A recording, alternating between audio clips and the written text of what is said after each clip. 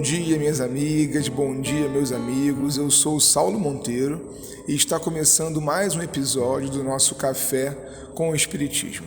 Como você está hoje? Eu espero sinceramente que bem. Mas, se você não estiver, olha, faz parte do ciclo. Não fique mal por não estar bem.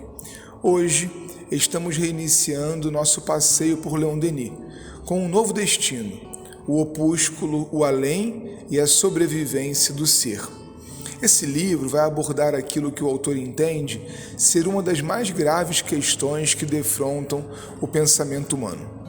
Pergunta ele: existe em nós um elemento, um princípio qualquer que permaneça após a morte do corpo? Existe alguma coisa de nossa consciência, de nossa personalidade moral, de nossa inteligência, de nosso eu, que sobreviva à decomposição do invólucro material? As respostas a essas questões são tentadas por quase todas as filosofias e religiões na história da humanidade. E aí você poderia estar pensando que é sobre esse panorama que Denis vai tentar responder também. Mas não.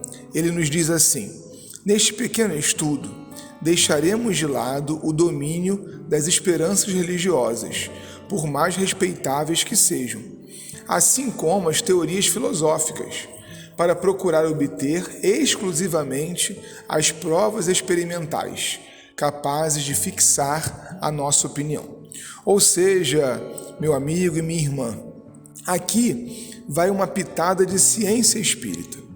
Por mais que tenhamos ouvido a vida toda que o Espiritismo é ciência, filosofia e religião, será que paramos para pensar nas consequências disso? E será que na prática do Espiritismo brasileiro realmente tem se configurado assim? Essas são algumas das perguntas que precisamos ter em mente o tempo todo. Caso contrário, estaremos na contramão do que nos assegura o Espiritismo, uma fé raciocinada, livre dos dogmas, como vai apontar Leon Denis. Viver o Espiritismo como ciência requer também de nossa parte uma posição crítica, de análise, de segurança. E para começar, precisamos então saber o que constituiu a doutrina espírita como ciência. Eu vou deixar que Leon Denis responda para nós. Faz 20 ou 30 anos que uma nova ciência nasceu, superando o apertado círculo no qual a ciência de ontem se aprisionara. Ela proporcionou ao espírito humano imensas aberturas para a vida invisível. Comprovaram a existência de forças, de potências incalculáveis e a possibilidade de tipos de vida que nossos sentidos imperfeitos e limitados são insuficientes para perceber. Ora, essas vidas se manifestam, existem, e é delas que iremos nos ocupar, abordando dessa forma o campo do espiritualismo experimental, dessas ciências psíquicas novas que lançam sobre o problema do além uma viva luz.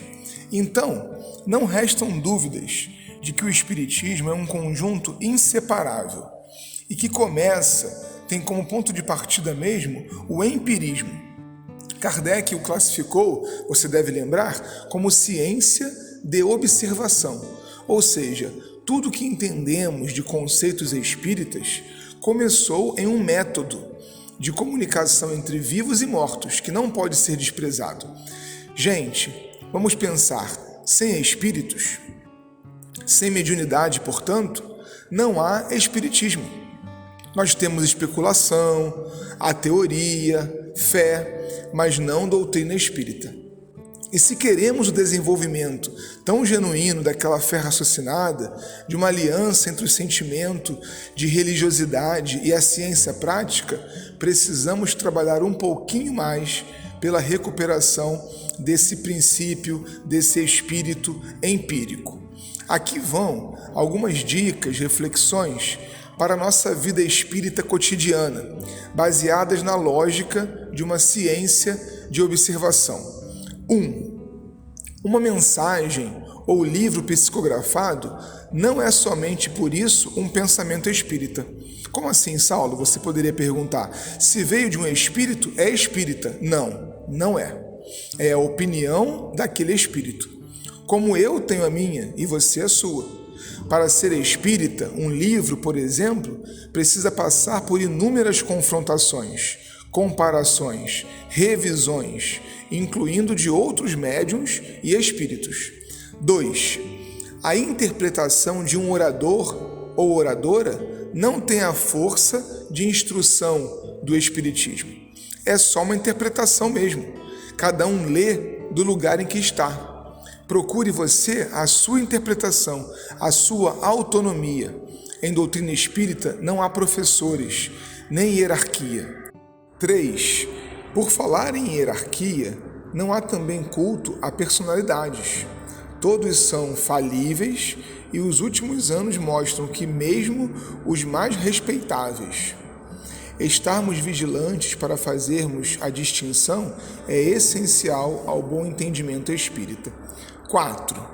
A prática de técnicas nos passes, água magnetizada e afins não devem estar acima do pensamento em Deus e do amor no coração. Quando alguém ou alguma instituição materializa demais o espiritismo, incorre em erro. 5. A instituição é o conjunto das pessoas falíveis que estão ali. E não precisamos de templos de pedra para viver a ética espírita. Se desprenda do espírito de burocracia e busque só lugares que te fazem bem.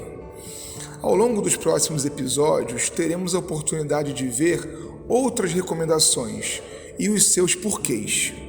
Todas elas justificadas nos princípios científicos espíritas que expusemos acima. Por hoje, deixemos com Leon Denis a justificativa maior. Atualmente, as afirmações dogmáticas e as teorias especulativas não satisfazem mais. O espírito humano, que se tornou mais exigente em razão dos métodos científicos e críticos em uso no nosso tempo, necessita, para qualquer crença, uma base segura e um critério de certeza. Procure sua base segura. Procure seu critério de certeza.